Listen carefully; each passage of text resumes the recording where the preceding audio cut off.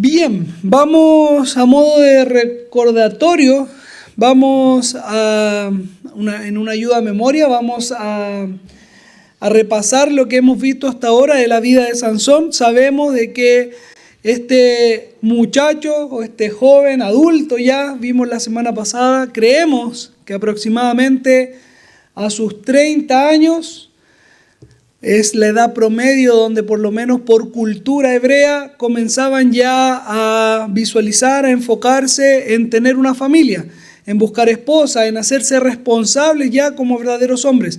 De hecho, la Escritura en más de una ocasión nos menciona siervos de Dios que comienzan el ministerio a esta edad. Tanto en los tiempos mosaicos, cuando Dios habla con Moisés y Aarón, para poder comenzar incluso el servicio de los levitas, estos debían ser mayores de 30 años. Así también vemos que cuando José fue llamado delante de Faraón, fue a la edad de 30 años. Jesucristo mismo, cuando comenzó su ministerio, fue a los 30 años. Por cultura hebrea, nosotros sabemos que desde los 30 años, un joven pasaba a ser considerado un hombre. Para nosotros hoy día en la actualidad, desde los 18 años ya es considerado así, pero en la cultura hebrea era desde los 30 años, en una madurez tanto mental como una madurez también física del muchacho.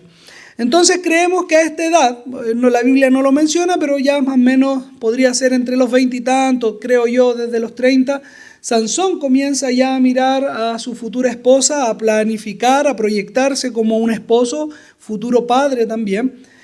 Y pone sus ojos en una mujer filistea del sector de Timnat. En esto Sansón entonces va a sus padres y le dice: ve y pídela por mujer, porque esta ha agradado a mis ojos. Sus padres dan el consejo sabio de que busque primero en mujer dentro de su pueblo, el cual Sansón no toma en cuenta este consejo y sigue adelante con lo que a él le había agradado físicamente. Ahora esto desencadena una cantidad de situaciones complejas, partiendo de puede ser un juego para Sansón, pero es un tipo de apuesta también, donde él propone un enigma, el cual, si no era revelado por los compañeros que se habían reunido el día de su boda, si ellos no podían responder, ellos tendrían que entregar una prenda de vestir a Sansón, y de lo contrario, si ellos resolvían el enigma, Sansón debía a ellos darles una prenda a cada uno. La cosa está en que estos hombres, por una cuestión de ego, de orgullo también y de menosprecio hacia Sansón, recordemos de que los filisteos gobernaban sobre Israel. Por lo tanto, es lógico pensar de que hay una visión de menosprecio hacia este pueblo de parte de los filisteos. No querían ser, sobrepasados por Sansón, no querían entregar también prendas de vestir a él, no querían que él ganara. Por lo tanto, amenazan a su esposa diciendo que les revele cuál era la solución de este enigma que Sansón estaba proponiendo. De lo contrario, la iban a quemar viva tanto a ella como a toda su casa, a sus papás, sus hermanos, qué sé yo. A lo que la mujer, obviamente por temor, insistió a Sansón. Dice, Jocelyn nos mencionaba ahí como un dato importante, que en la Biblia, por lo menos hasta donde nosotros entendemos, fue la mujer que más lloró por 7 días pidiéndole a Sansón una y otra vez que le dijese cuál era la respuesta correcta para ella posteriormente decírselos a los hombres de su pueblo. A lo cual Sansón accede, y esta mujer entrega la información a estos 30 compañeros que Sansón tenía el día de su boda, y le revelan entonces ellos a Sansón, le dan la respuesta correcta a Sansón acerca de este panal de miel, el león, de la dulzura que salía del fuerte, ¿recuerdan? Se lo entregan, entonces ellos le dan la respuesta, y a Sansón, molesto, va y cumple su palabra, pero de una manera un tanto especial. No es que él haya ido a comprar 30 prendas de vestir para pagar su deuda, sino que mató a 30 filisteos, y de esos mismos despojos lo entregó entonces a sus 30 compañeros. Como Sansón estaba tan molesto, se retira de su boda, se va enojado de ahí y vuelve, no sabemos cuánto tiempo después, pero vuelve tiempo después hasta donde su mujer, a lo cual ya ella había sido entregada a su amigo, a uno de sus compañeros de los que estaba junto a él el día de su boda. El padre también, insisto yo, con esta visión de menosprecio hacia el pueblo hebreo, ve esta oportunidad para poder liberarse de este yerno judío que no quería tenerlo, creo yo, dentro de sus filas, y le entrega a su hija entonces al compañero de Sansón.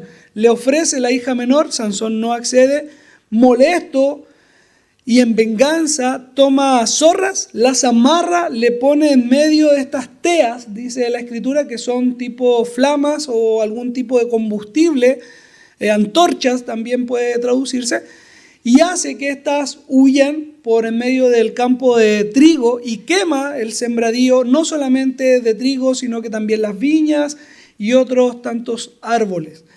A lo cual entonces Sansón va nuevamente hasta donde su esposa y se entera que ésta definitivamente fue asesinada por los mismos filisteos, que en venganza de la venganza de Sansón, es un juego de palabras, Sansón se vengó de ellos y ellos se vengaron de Sansón, asesinando a su esposa y a toda la casa de ella. Incluso hacíamos referencia el día que predicábamos de esta porción, de que fue una especie de, ¿cómo se dice esto? Se me fue la palabra. Bueno, pero es paradójico, llamémoslo así, que esta muchacha había sido amenazada de ser quemada viva si no le entregaba la información, y aún entregando la información fue asesinada bajo el fuego, también por los de su pueblo. Es un poco contradictorio, pero fue parte de la situación en la cual Sansón se encuentra, a lo cual nuevamente despertó la ira de Sansón y despertó también esta sed de venganza, hiriéndoles, terminamos ahí en el versículo 7 y 8 del capítulo 15, hiriéndoles con gran mortandad, dice. Es decir, Sansón realmente se enfureció. No sabemos con exactitud el número de los que aquí murieron, pero la Biblia dice que fueron muchos. Ahora Sansón, vamos ya en la introducción de lo que hoy corresponde, una vez habiendo producido esta mortandad que nos dice los versículos 7 y 8, huye hasta Etam. Los mapas siempre nos ayudan un poquito a ubicarnos. Ahí ustedes pueden ver en la pantalla lo que son las tribus de Israel que se distribuyeron tanto de un lado del Jordán como el otro. Ustedes ven donde dice allí Judá, un poquito más arriba está Dan, chiquitito, ¿lo ven?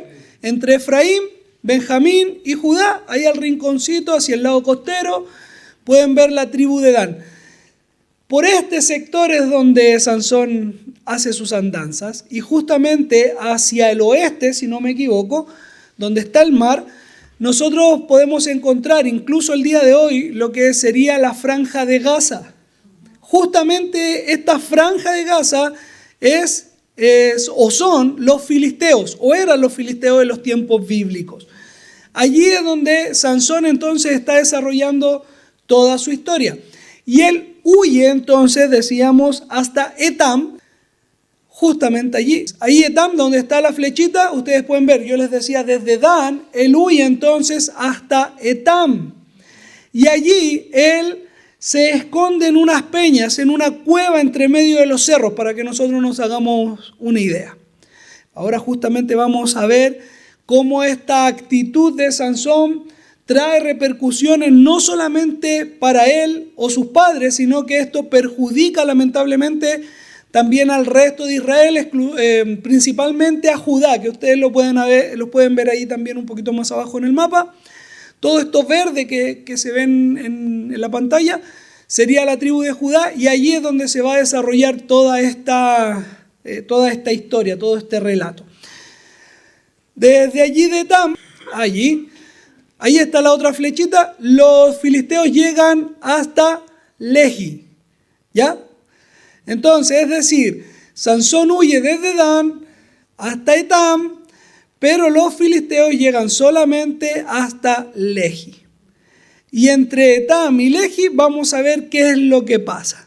Este es entonces el contexto en el cual nos encontramos hoy día, cómo se va a desarrollar también la historia que vamos a leer a continuación, en la cual nosotros, les decía anteriormente, nosotros nos damos cuenta de que la actitud de venganza o esta sed de venganza de parte de Sansón perjudicó también a otras tribus, parte del pueblo de Israel también, pero también podemos destacar que la mano de Dios, el poder de Dios, los va a liberar nuevamente utilizando a Sansón como el instrumento para quitarle la presión de los filisteos.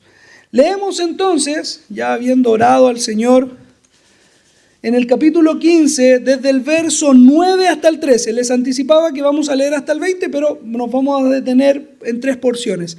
En primer lugar, del 9 al 13, luego del 14 al 17 y por último del 18 al 20. Dice así entonces la palabra del Señor, capítulo 15, el libro de los jueces, versos del 9 hasta el 13.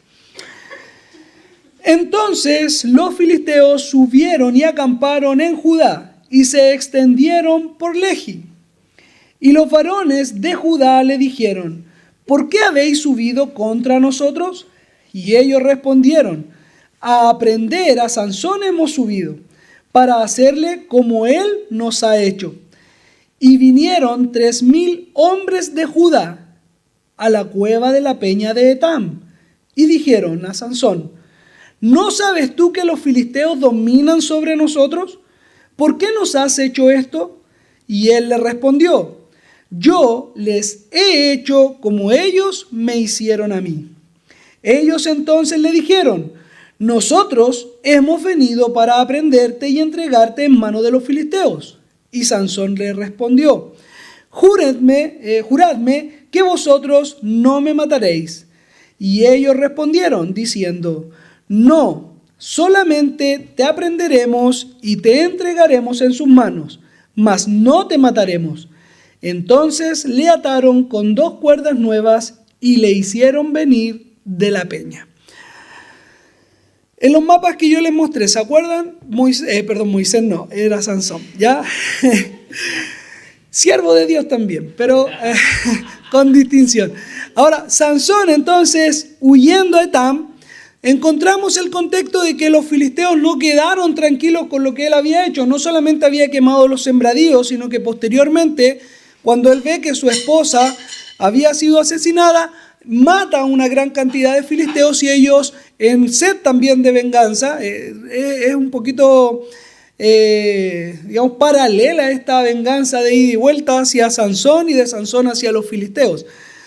Los filisteos entonces, para vengar lo que Sansón había hecho, lo persiguen hasta donde él está, pero no llegan justamente hasta Etam. Sí llegaron hasta el territorio de la tribu de Judá, pero no específicamente donde estaba Sansón. Creo yo que ellos no sabían dónde él estaba. Pensemos de que en una peña o en una roca, en una montaña, él había encontrado una cueva donde protegerse. Pensemos nosotros de que si una persona se esconde en un cerro, difícilmente lo podremos encontrar. Más aún si él se está escondiendo en medio de una cueva, en medio de las rocas, más difícil sería entonces esta tarea. Por lo tanto, ellos llegan hasta lo más cercano que pudieron, hasta Lehi, y allí se encuentran con parte de los hombres de la tribu de Judá, los cuales de una manera, creo yo, no atrevida, sino que más bien sumisa, les preguntan qué están haciendo ellos tan lejos. Sabemos que los filisteos, por el relato que hemos encontrado, dominaban a Israel, no solamente por lo que los mismos hombres le dicen a Sansón, sino porque también el texto nos menciona anteriormente que es así, cuando nos cuenta el contexto en el cual nace Sansón, los capítulos anteriores. Ellos dominaban sobre Israel, entonces podían pasearse con tranquilidad. Le preguntan: ¿qué hacen ustedes acá? Hemos venido a prender a Sansón. La persecución llega hasta este punto y se extiende no solamente de los filisteos hacia Sansón, sino que el temor también que infunden los filisteos hacia los judíos provoca que los de la tribu de Judá se unan a la búsqueda, a la caza, con Z, de Sansón. Llegando entonces, no sé cómo, ellos sabían dónde estaba Sansón, llegan hasta donde él está y le cuentan todo lo que está pasando y le dicen: nosotros hemos venido a aprenderte. Aquí yo quiero detenerme un minutito por algo que me llamó mucho la atención. Insisto yo en que no es la primera vez que nosotros leemos de la aceptación de parte de Israel al yugo que los filisteos tenían sobre ellos. En el capítulo 14, en el verso 4, el autor de este libro dice exactamente lo mismo.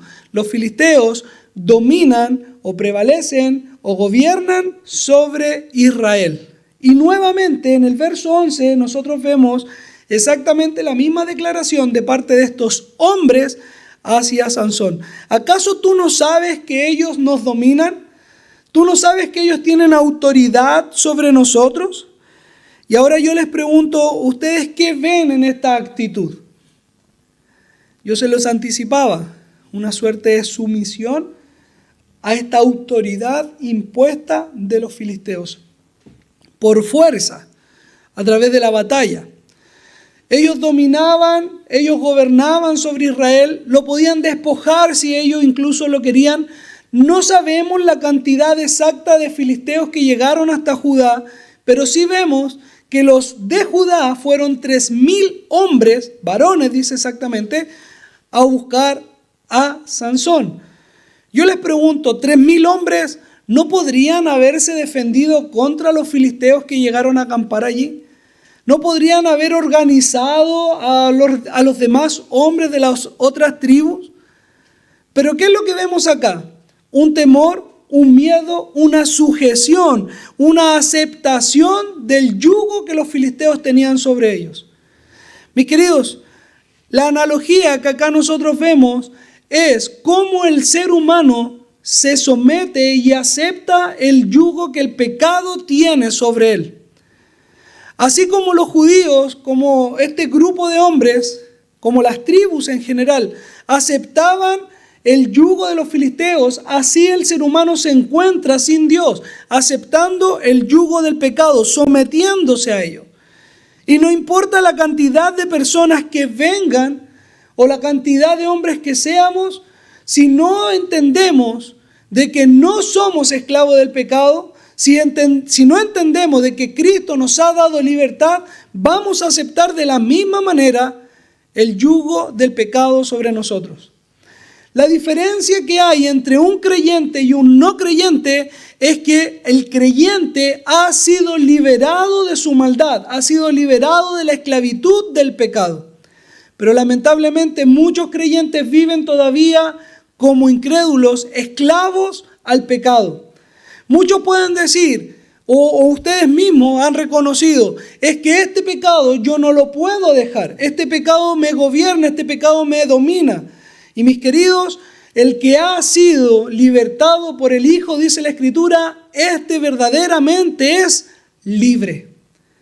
Por lo tanto, no podemos vivir con el miedo que tenían los judíos en este entonces.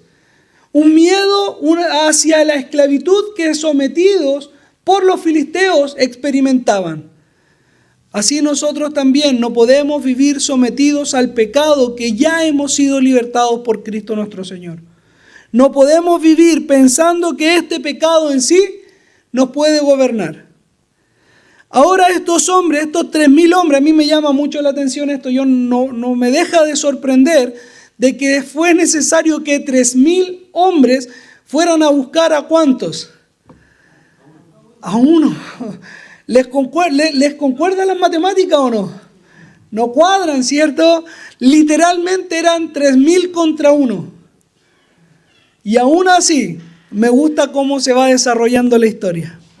Yo no veo a estos 3,000 hombres atacando a Sansón.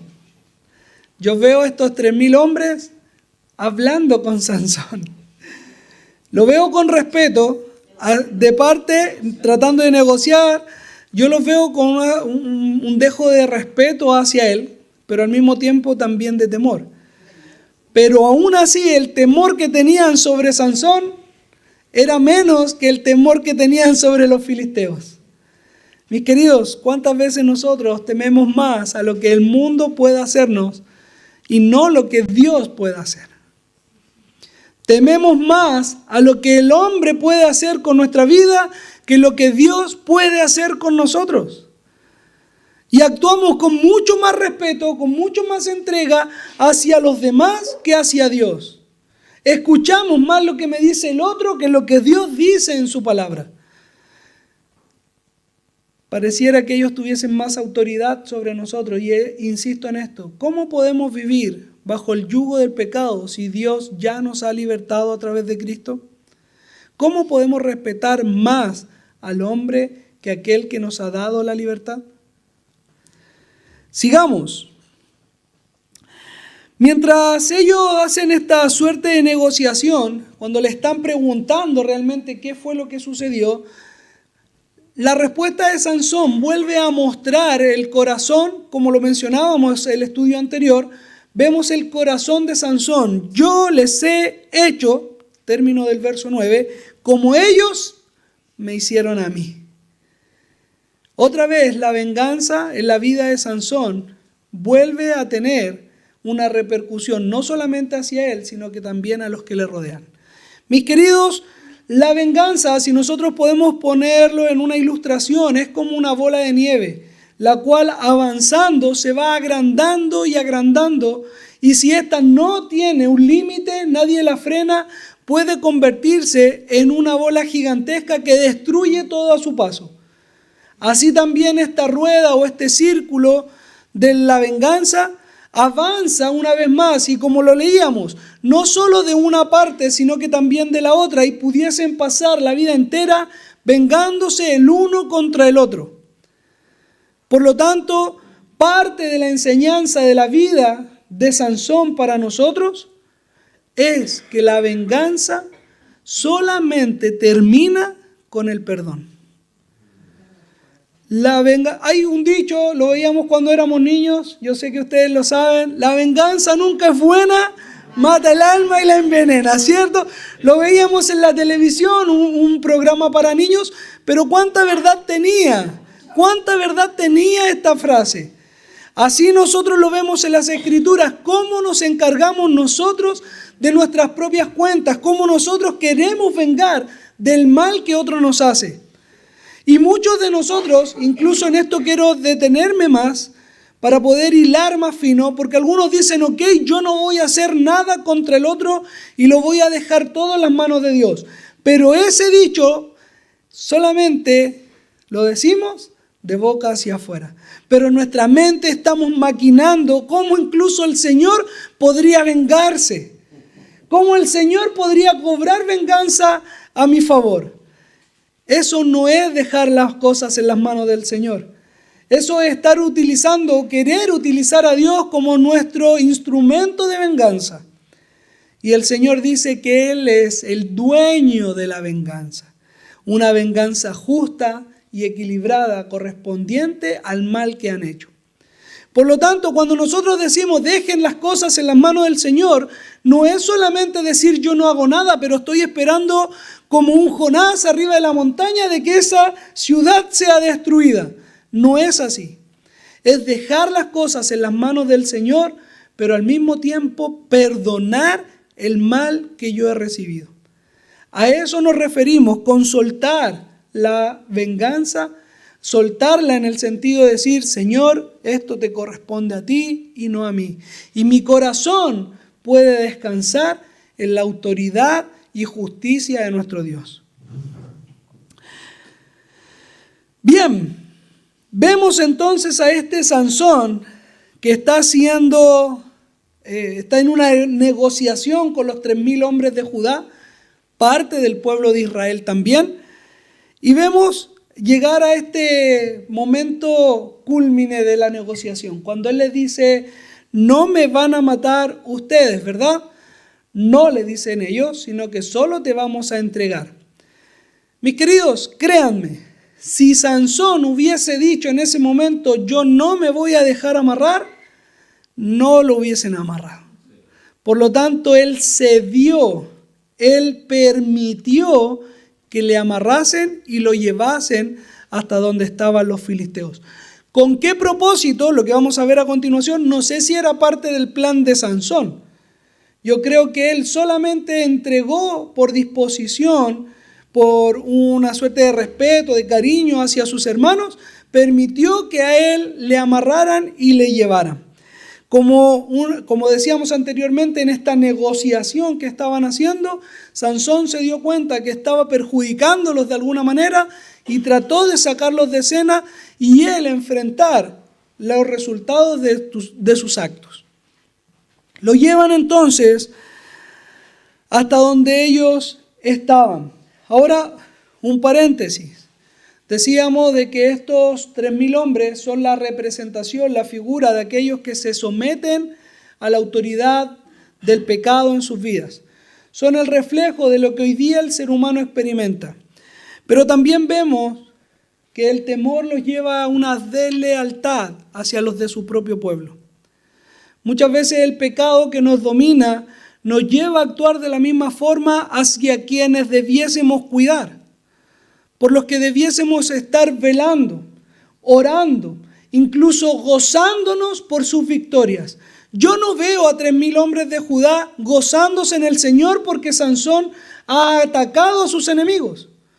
Veo un pueblo temeroso de esta autoridad que los filisteos tenían sobre ellos. Temerosos del pecado, podríamos decir nosotros. Y eso debiésemos nosotros tener cuidado. ¿Cómo vamos a atacar a los de nuestro propio pueblo? ¿Cómo nos vamos a levantar contra nuestros propios hermanos? ¿Tienen victoria nuestros hermanos en la congregación? ¿Nosotros opacamos esa victoria o nos gozamos en el Señor junto con ellos? ¿Nos alegramos porque el Señor utiliza a otros para su obra? Un buen punto de reflexión, mis queridos. Sigamos avanzando. En el texto del 14 hasta el 17, donde nos dice la palabra de Dios, y así que vino hasta Lehi. Los filisteos salieron gritando a su encuentro, pero el Espíritu de Jehová vino sobre él, y las cuerdas que estaban en sus brazos se volvieron como lino quemado con fuego, y las ataduras se cayeron de sus manos. Y hallando una quijada de asno fresca, aún extendió la mano y la tomó, y mató con ella a 1.000 hombres. Entonces Sansón dijo: con la quijada de un asno, 1 montón, 2 montones. Con la quijada de un asno maté a 1.000 hombres. Y acabando de hablar, arrojó de su mano la quijada y llamó a aquel lugar Ramat Lehi. El poder que nosotros vemos en Sansón no proviene de otro lugar, sino de Dios. No son las capacidades del hombre. Lo dijimos cuando comenzamos a ver la historia de Sansón. Provienen de Dios, pero me gusta mucho cómo se da el contexto. Sansón, camino entonces a Lehi, ve esta multitud de filisteos que vienen sobre él. Y aquí a lo mejor nosotros nos imaginamos que Sansón cortó las ataduras, pero no es lo que el relato dice. Dice que las ataduras fueron consumidas como lino en fuego. Es como si algo externo a Sansón las hubiese tocado y hubiese provocado que éstas cayeran de él. Eso es lo que el relato dice. No fue la fuerza de Sansón. Bueno, nunca ha sido el poder de Sansón, siempre ha sido el Espíritu de Dios. Pero aquí, en este contexto específico, en esta oportunidad, nosotros podemos ver el dedo de Dios tocando estas ataduras desde fuera, ni siquiera utilizando todavía a Sansón. Sansón fue utilizado después, pero el que liberó a Sansón fue el Señor. Es el mismo Dios que liberó también a Pablo y a Silas en la cárcel, o a Pedro cuando fue tomado prisionero. Mis queridos, es Dios el único que a través de su Espíritu puede tocar nuestras vidas y liberarnos del pecado. Decíamos al principio, al comienzo de la predicación, que estos judíos, hermanos de Sansón, de la tribu de Judá, fueron a buscar a Sansón por el temor que tenían sobre estos filisteos. Como el pecador es dominado por el pecado. Pero mis queridos, para no comportarnos de esta manera y ser sometidos de la autoridad del pecado, debemos reconocer que el Espíritu de Dios ya nos libertó de ese pecado. Así como Sansón, sus ataduras fueron cortadas, sus cadenas en forma simbólica fueron cortadas también, así también las cadenas que nos sometían al pecado fueron cortadas, derretidas por el dedo de Dios, por el Espíritu Santo de nuestro Señor. El pecado ya no domina sobre nosotros, mis queridos. No tienen autoridad. El pecado no tiene autoridad sobre los hijos de Dios. Por eso la palabra nos instruye y nos dice que podemos ya ahora acercarnos a Dios y glorificarle apartándonos del mal que antes nos dominaba. Ese pecado que tenía una autoridad sobre nosotros, pero por Cristo nuestro Señor ya no la tiene más. Fuimos libertados, como Sansón lo muestra acá en una forma ilustrativa, fue liberado de sus ataduras. Ahora nosotros vemos no solamente que el Espíritu del Señor le corta estas cuerdas como fuese un lino quemado por fuego, sino que a su vez le otorga nuevamente la fuerza necesaria para él, con solamente la quijada de un burro, tomarla y matar a más de 1000 soldados, a más de 1000 filisteos que estaban reunidos para poder quitarle la vida.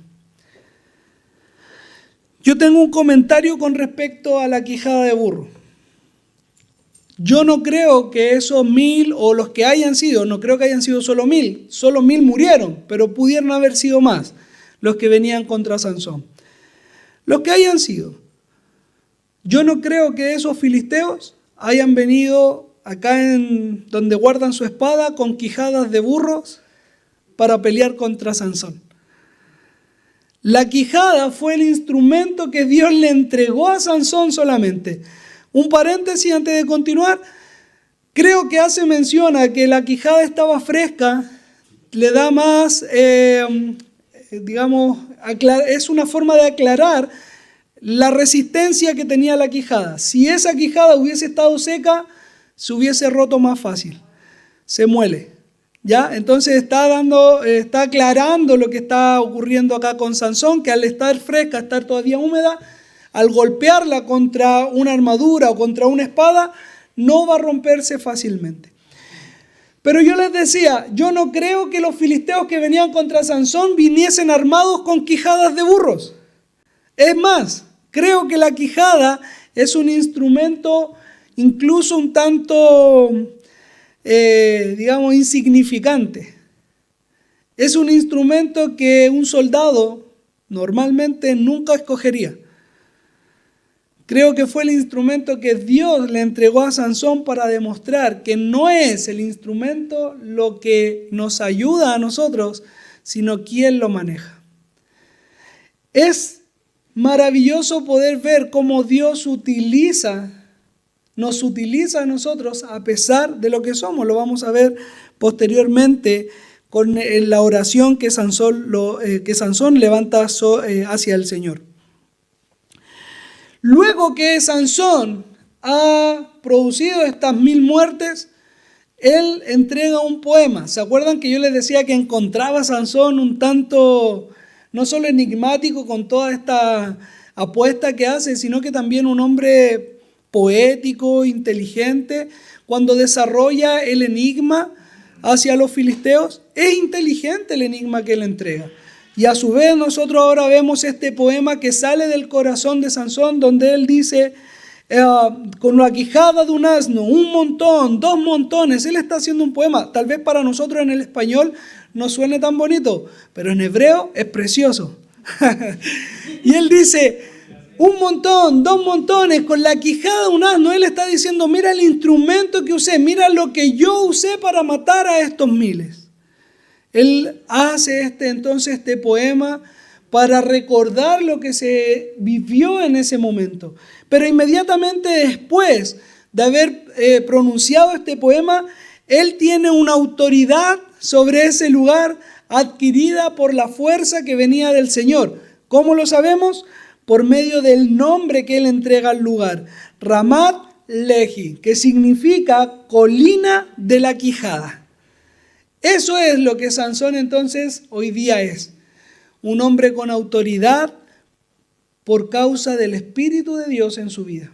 No por su fuerza, sino porque el Señor le está acompañando y está demostrando que su fuerza viene de Dios. Allí entonces es donde Sansón puede glorificar a Dios con la autoridad que le ha entregado. En este caso fue una autoridad adquirida por fuerza. En otros contextos, mis queridos, Dios nos ha entregado autoridad por nuestro testimonio. Algunos podrán decir, este era de tal manera, pero mira lo que ha hecho el Señor. Eso es autoridad. Mis queridos, la autoridad que Dios les ha entregado no es para gloriarnos a nosotros mismos, sino que esa autoridad es para glorificar a Dios.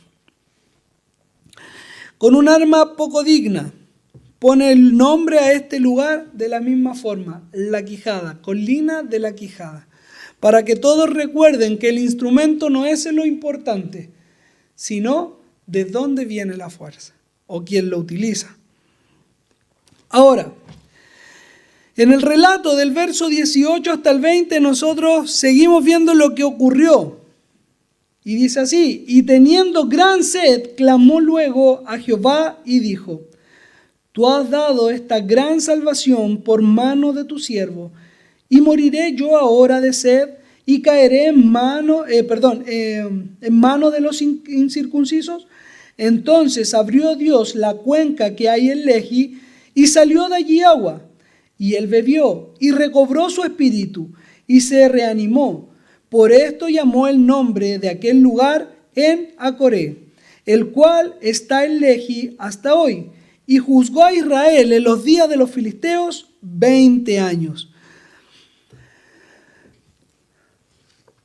Cuando Sansón terminó de pelear, no sabemos cuánto tiempo duró la batalla, pero él mató a 1000 filisteos con la quijada de asno, da este poema, bota la quijada, y lo normal en un cuerpo físico que va a ocurrir es experimentar, después de semejante batalla, cansancio. Es lo normal.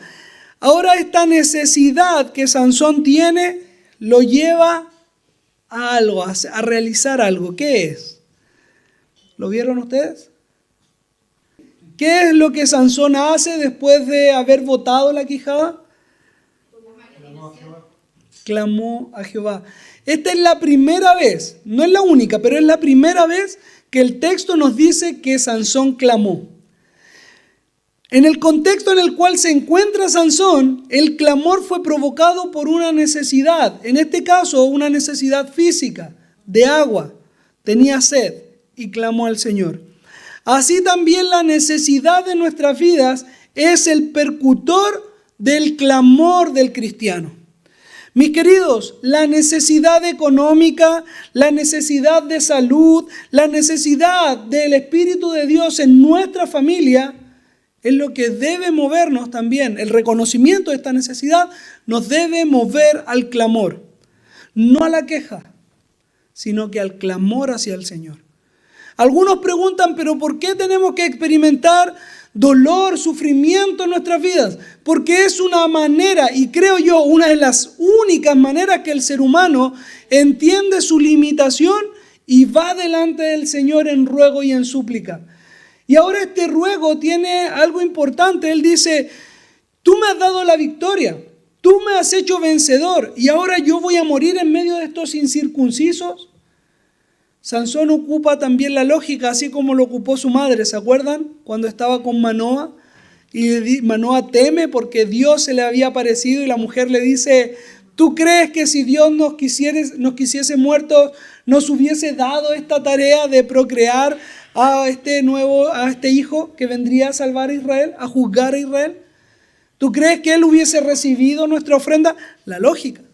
Ahora Sansón dice, tú me has dado la victoria, me has dado salvación, me has permitido vencer a estos 1000 hombres. ¿Y voy a morir ahora, Señor? Me recuerda el momento en cuando Dios mismo, hablando con Moisés, le dice, deja a este pueblo y yo te llevaré a otro que es más grande que este. Y Moisés dice, Señor, si tu pueblo perece aquí, ¿no provocará el comentario de los demás diciendo, no pudo con ellos y los dejó morir en el desierto? Es la lógica. Ahora no quiere decir que Dios no sepa esto.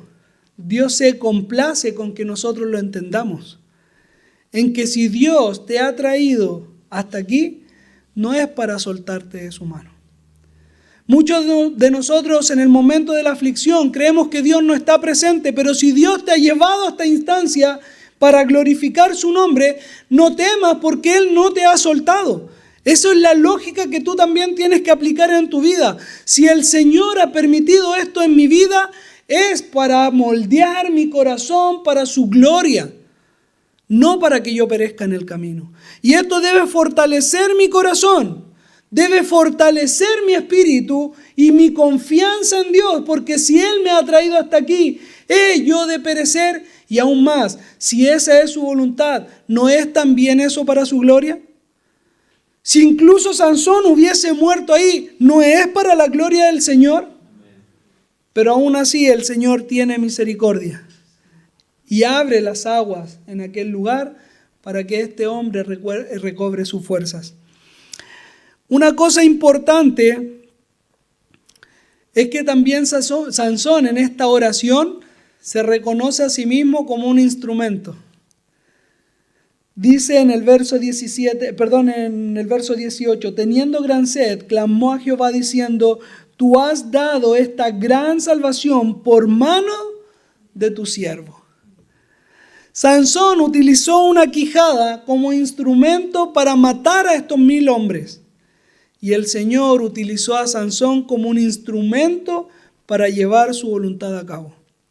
Así como la quijada era un instrumento indigno para un soldado, pero aún así fue útil para Sansón, así también Sansón era un instrumento indigno delante de Dios, pero fue útil para Dios para producir el propósito de nuestro Señor en Israel. Mis queridos, lo que quiero decir con esto es que el instrumento no es lo importante, lo dije anteriormente, pero lo quiero recalcar. Lo verdaderamente importante es quién lo utiliza. Y adivine usted, como hijo del Señor, instrumento en sus manos, ¿quién lo utiliza usted? Por lo menos yo espero que la respuesta sea Dios. Espero que ninguno diga soy instrumento del diablo. ¿Cierto? Preferimos ser instrumento de Dios en sus manos. Y ahora los quiero llevar a un desafío con esta idea. ¿Cuántos de nosotros nos hemos limitado de llevar la palabra de Dios siendo instrumentos útiles en las manos del Señor con la excusa de que no soy digno? ¿Acaso la quijada de un burro muerto era más digno que usted siendo hijo de Dios? Entonces, ¿por qué nos limitamos a hacer la obra que Dios nos ha encomendado hacer? Llamándonos a nosotros mismos incapaces, cuando verdaderamente lo somos. Somos como esa quijada de asno, inútiles, en el suelo. Pero cuando el Señor nos toma, mis queridos, somos realmente valiosos en la obra de Dios. No por nuestra capacidad, no por nuestra fuerza, no por lo que yo soy, sino por quién nos está utilizando. Es por el Espíritu de Dios que está obrando en nuestra boca en el momento en que nosotros hablamos. Cuando yo me paro aquí adelante, mis queridos, no son las capacidades del pastor que está predicando y enseñando, es Dios el que está hablando a su pueblo. Y hoy día la palabra de Dios le está diciendo a su pueblo, ¿hasta cuándo pondremos excusa para decir, yo no soy capaz, yo no soy digno, no es mi talento, no es mi llamado? Mis queridos, todos somos instrumentos del Señor. Entreguémonos en sus manos y confiemos en su obra. ¿Cuántos de ustedes han sido llamados a predicar el Evangelio en más de una oportunidad? ¿Cuántos de ustedes han tenido la oportunidad de llevar a otros a los pies de Cristo? Y la excusa de decir, no soy capaz, no soy digno, no sé tanto, no conozco tanto las Escrituras, nos ha limitado de ejecutar el plan de Dios. Mis amados, hoy la iglesia está en un momento que hoy día nos revela o nos muestra como una ilustración también para nosotros. En medio de la necesidad de la iglesia, ¿qué es lo que debemos hacer? Clamar como Sansón clamó. Y reconociendo que somos instrumentos en las manos de Dios. Clamemos, es lo que estamos haciendo los lunes cuando los varones se reúnen. Los martes cuando la iglesia es llamada a orar. Los miércoles cuando las hermanas están orando. Perfecto, los jueves cuando los músicos se reúnen a glorificar el nombre del Señor. La iglesia está orando, la iglesia está clamando. Alabado sea el Señor por eso. Él responderá a ese llamado. Pero ¿cuándo comenzaremos nosotros a ser los instrumentos que Dios nos ha llamado a ser? El Señor está respondiendo a nuestra iglesia el clamor de su pueblo. Pero ¿cuándo comenzaremos nosotros a ser el instrumento útil para Él? ¿Cuándo comenzaremos nosotros a predicar el Evangelio? El Señor ha dotado su iglesia con dones, con talentos, para que nosotros le glorifiquemos a Él. Y todavía seguimos diciendo es que yo no soy capaz, es que yo no soy digno. Dejémoselo al pastor que Él está más preparado. Mis queridos, el llamado que Cristo ha hecho a predicar el Evangelio es para todos sus hijos, no para algunos. Todos nosotros somos llamados a responder a esta gran comisión que Él ha entregado, ir y predicar el Evangelio. A todos. ¿Quieren que la iglesia crezca? Partimos ya con algo, pero importantísimo, orando al Señor. Ahora el Señor responderá a su pueblo en ese clamor que levantamos por medio de los instrumentos que Él ha preparado para su gloria. ¿Quiere ser usted un instrumento del Señor? Abra su boca, predique, porque es el Espíritu de Dios que habla a través de usted y no es su capacidad, no es todo el conocimiento que ha adquirido, no es su simpatía, es el Espíritu de Dios que lo va a llevar a cumplir su propósito. Instrumentos indignos, pero que son útiles en las manos de un Dios poderoso. Algo maravilloso también que ocurre en este relato es que Sansón, después de haber clamado, decíamos al principio, el Señor escucha ese clamor. ¿Y qué es lo que entrega? Fuentes de agua para reavivar el espíritu de Sansón, para abrir sus ojos, para fortalecer su cuerpo. Les voy a pedir si alguien por favor puede leer en el Evangelio de Juan, capítulo 7, el verso 37 y 38. Esos dos versículos del Evangelio de Juan, capítulo 7. En el último y gran día de la fiesta, Jesús se puso en pie y alzó la voz, diciendo: si alguno tiene sed, venga y beba. El que cree en mí, como dice la Escritura, de su interior correrán ríos de agua viva. Amén.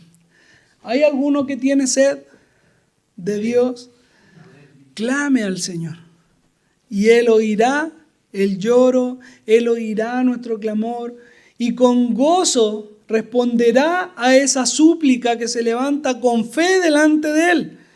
Decíamos al principio que son las necesidades los que lleva generalmente a un creyente o a un ser humano a pedir delante de Dios. Es la necesidad misma la que nos lleva a orar. Pero lo que más debiese darnos alegría es que la oración que es movida con fe hacia Dios es escuchada por nuestro Señor y respondida con gratitud de nuestra parte para nosotros de parte de Dios. El Señor responde lo que nosotros estamos pidiendo cuando pedimos según su voluntad. ¿Usted cree que si está pidiendo por la dirección de Dios para liderar su casa, para ser un mejor creyente, para tener una mejor comunión con su esposa, su esposo, sus hijos, el Señor no responderá? Si usted cree que si pedimos de que el Señor nos dé de su Espíritu Santo para poder predicar el Evangelio, Él no nos dará de su Espíritu para poder hacerlo. Si estamos pidiendo verdaderamente delante de Dios que Él nos dé santidad en nuestras vidas, ¿no lo va a dar? Cristo mismo en el Evangelio de Lucas nos dice que ¿qué padre que su hijo pidiese pan le va a dar una piedra? ¿Usted cree que si nosotros pedimos delante de Dios lo que es necesario para nuestra vida de creyentes, Él no va a dar lo suficiente. Y dice el texto, Él dará su espíritu a quien se lo pida. Entonces, ¿qué estamos esperando? ¿Por qué ponemos tantas trabas y tantas excusas? ¿No es mejor ser un instrumento para Dios, útil en sus manos? Él da lo necesario a quien se lo pide con verdad, a quien se lo pide con fe, a quienes esperan servirle y glorificarle verdaderamente. Él responde al clamor de su pueblo. Él da al necesitado lo que éste necesita. El texto también nos entrega una información que por lo menos yo, hasta que comencé un par de semanas atrás a leer la vida de Sansón, yo no sabía. Y no sé si usted tenía esta información, pero Sansón juzgó a Israel por 20 años. Yo no sabía esto. Como les digo, hace un par de semanas atrás, ya estudiando con mayor detalle la vida de Sansón, yo caigo en cuenta de este dato. 20 años. Yo les decía al principio de que Sansón, lo más probable es que a la edad de entre los 30 años comenzó a buscar esposa. Sumando los 20 años que juzgó a Israel, son 50 años de la vida de Sansón.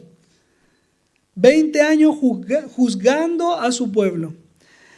Y yo no puedo evitar ver la historia de Sansón, cómo se está desarrollando este hombre lleno del Espíritu de Dios, con una fuerza física impresionante y nunca antes vista, por lo menos ni antes ni después de Sansón en la Biblia. Nosotros nos damos cuenta de este, o vamos viendo a este Sansón impetuoso, vengativo, vamos viendo ya a un Sansón más misericordioso. Después que muere su mujer, después que se venga de ella, va hasta la cueva, lo van a buscar estos de la tribu de Judá. Primero, él permite que ellos le amarren, mostrando un cariño hacia sus hermanos. Pero después lo vemos ahora en el verso 20, ya terminando el capítulo 15, lo vemos juzgando a Israel, mostrando nuevamente cariño hacia su pueblo, dándose cuenta. Hermanos, la historia de Sansón lo ha llevado hasta este momento. Las dificultades, las pérdidas que él ha tenido, lo ha llevado a esta instancia de juzgar a Israel. Y acá nosotros no podemos dejar de mencionar que Sansón es un tipo de nuestro Señor Jesucristo. Es una figura de nuestro Señor.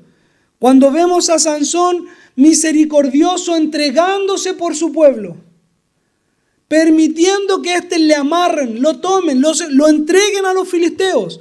Es la misma forma en la cual el Señor permitió que lo tomaran, lo abofetearan, lo azotaran por amor a su pueblo.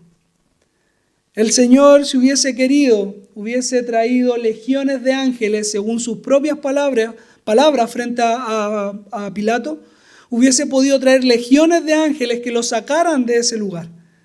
Sin embargo, él por voluntad propia se entregó por amor a sus hermanos. Y así como juez gobierna sobre Israel, así como Sansón por 20 años cumplió el propósito que Dios tenía para él. Él fue escogido por el Señor aún antes que él fuese concebido en el vientre de su madre. Él fue apartado para la gloria de Dios, donde no podía cortar su cabello, donde no podía comer ciertos alimentos, apartado para Dios. Y llegamos al punto de su vida donde este llamado, esta elección de Dios hacia él se cumple. Así también en nuestras vidas el llamado de Dios se va a cumplir de acuerdo a los decretos de Dios. Sansón está mostrando acá un corazón moldeado por medio de la aflicción y de la prueba, por medio del padecimiento, por medio de las pérdidas incluso de su esposa y de otros seres queridos. Esto es lo que provoca también las circunstancias difíciles de nuestra vida. Provocan corazones que glorifican a Dios, que sirven a Dios. Los momentos difíciles, mis queridos, en nuestra familia, en nuestra iglesia, no son solamente para sufrir, sino que son para moldear nuestros corazones a la imagen de nuestro Señor, para que podamos ser conformados a la imagen de Cristo. Así Sansón está reflejando el rostro de nuestro Señor en su contexto de vida, en este momento. Así nosotros debiésemos reflejar a Cristo con nuestras propias vidas, con nuestras acciones, porque Él nos está moldeando día a día. Las batallas, entonces, algunos endurecen su corazón y se apartan de Dios. Pero para un hijo de Dios, las batallas lo van direccionando en los caminos de Dios. Mis amados, para concluir la predicación de hoy, quiero reforzar la idea con 6 puntos.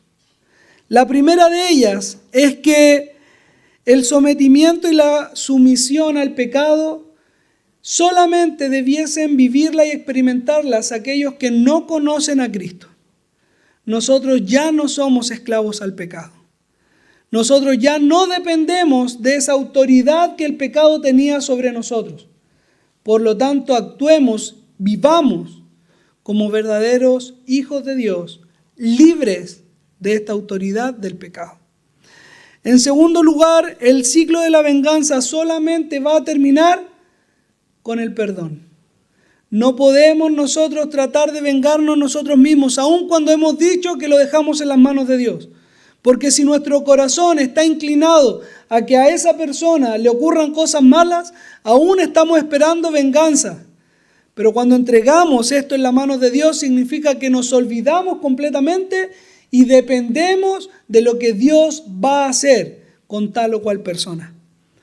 En tercer lugar, el poder de Dios se está revelando, se está manifestando en un hombre pecador igual que nosotros, el cual ha librado de las manos de sus enemigos como nosotros fuimos liberados del pecado. Ahora, este poder de Dios es para su gloria, para su honra y para la edificación de su pueblo. Cualquiera que venga delante de Dios arrepentido puede experimentar esta liberación del pecado.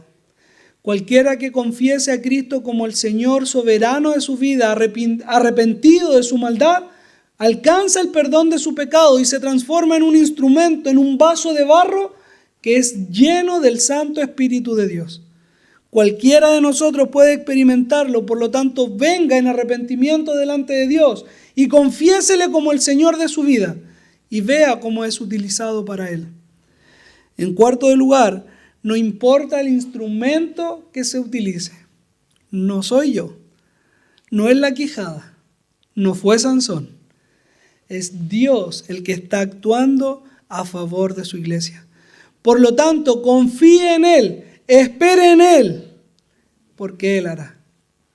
En quinto lugar, Dios ha respondido al clamor de sus hijos. Por lo tanto, como el mismo Señor Jesucristo dijo en Mateo 11:28, vengan a mí todos los trabajados y cargados, que yo os haré descansar.